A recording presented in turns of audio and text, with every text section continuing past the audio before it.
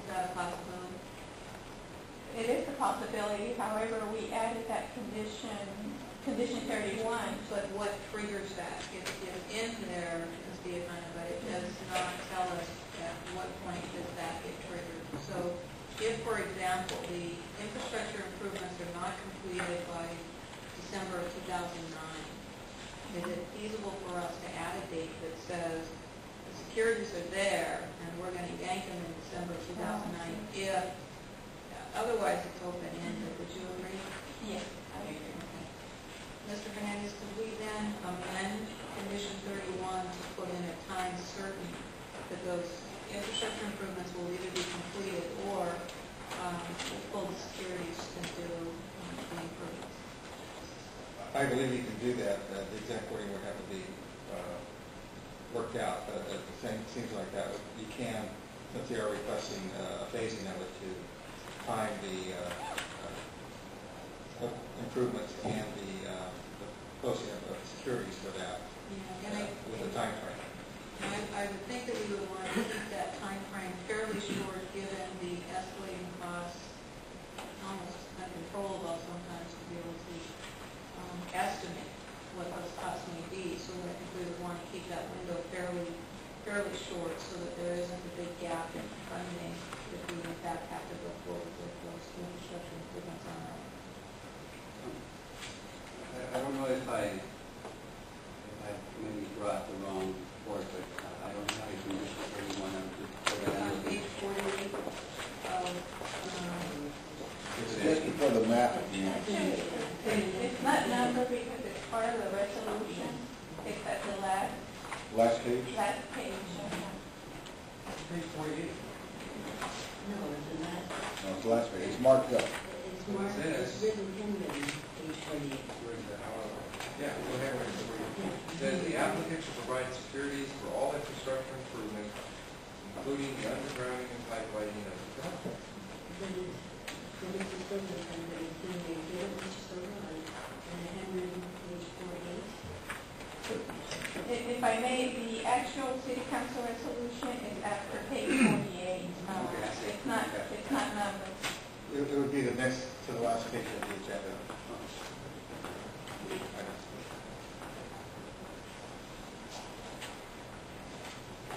Well, I'm wondering, is this not I'm sorry, I have a question. I don't want to, I thought that we should have a question on the floor. I don't know if you. No, I see it now. Yes. Is this not the same project that Mr. Solomon and his dad went in and all the partners that were put as the recipient of $7 million to assist in this particular, as a funding stream to assist in this project? It is a project of that magnitude, but it wasn't the full 7 million. It was still to be 2 projects with them. If I can clarify, the housing site that we proposed, we have a $5 million grant from home. We did receive $1.6 million, but for a different senior project. But yes, in fact, Councilmember Sanders' recommendation. This is for, we received $5 million for this. Yes, for this. This is the one that was appealed. We went back and appealed with that. That's There correct. was a great deal of negotiation That's for correct. us to be awarded that money. So we've already got a lot of skin in the game. And we're ready to move around. Getting ready. Thank you for the clarification. well, I mean, let's So allow. then that can be amended as per Mrs. Walker's I mean, suggestion, and Mr. Hernandez saying that it could. I would suspect that the applicant had no problem with that. well, let me just suggest, why don't we allow the applicant, Mr. Rolls, or someone on behalf of the applicant, to make any comments at this time?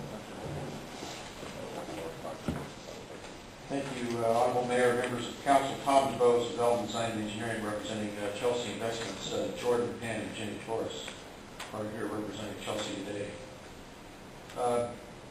First off, let me just say that we really appreciate the partnership that's gone on here between the City of Centro and Chelsea.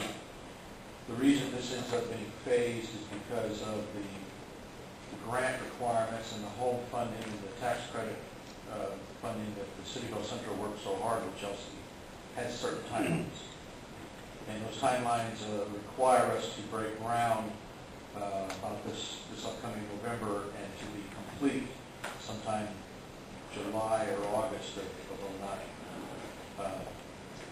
Those projects are good, but they also have very short time frames. And so lots of times when we run these races of getting ready, or Chelsea invests lots of money to be prepared whenever that window of opportunity comes. So we're taking advantage of that. The primary reason of phasing this is because the balance of that property obviously can't be carried by the residential only. And again, in the spirit of cooperation and partnering, we really appreciate Marcella's work in working with us to put together a light industrial park to try to capture some of the business that's currently being lost to the north. Small little lots with small users who are looking for a place to go. And we have cooperatively together are working with EDA in funding the majority of those improvements that we go with phase 2. And that timing cycle is different, where we're making the application now and we're hoping to be awarded by the end of this year. And if we're awarded, then that work can start sometime next year. But one can't be tied to the other, and because we have to complete one at a certain time period, that's the reason for the request of this phase. To the issue of security, I have to tell you that we're all actually a little concerned, because it's been our understanding right until now that the discussed condition number 31 was that each phase would be secured, just like each phase of the subdivision would be secured prior to recordation. And so phase 1 is the residential lot and the one lot to the east that we're being put in and installed as a buffer, so to speak. The security requirements for that recording is what would be posted day 1, and then when we record phase 2, the security for that phase would be posted. And I would argue that if to the concern raised about, well, but we were going to want those improvements sometime, those improvements are going to be warranted, and there's going to be a nexus for those improvements when there's development. When development occurs, that's going to add those additional trips. That's going to add those additional turning movements. And we're not out there by ourselves, by the way. And then again, this analysis that was done to accommodate a phasing request that you'll see in the future for the project to the west. The analysis was done for both, and we just simply are here before they are, because again of our particular timelines. So we'd like to tell you that it's been our understanding that we would only be providing security for each phase. Phase number 1 being a map for 2 lots, phase number 2 for the balance. And when you record each one of those maps, we'd be providing that security. To the concern about needing those improvements out there, I would argue that the improvements are going to be needed when the development occurs, and it creates that impact, much like it would be for any other phased map.